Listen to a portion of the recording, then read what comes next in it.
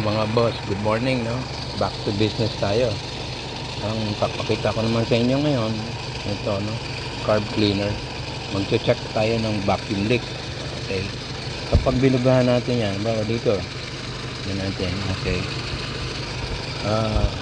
Kapag yan may leak, tingnan natin yung mga manifolds. Okay. Pag may mga leak yan, maririnig nyo yung under, tataas, no?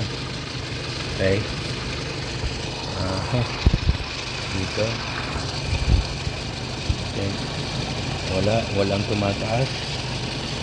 Kung may mga leakage, maririnig natin na tataas yung under, ano, pag binugahan natin ito. Pag may vacuum leak. Okay. Mga boss, subscribe naman dyan at saka follow. Okay. Hanggang sa uli.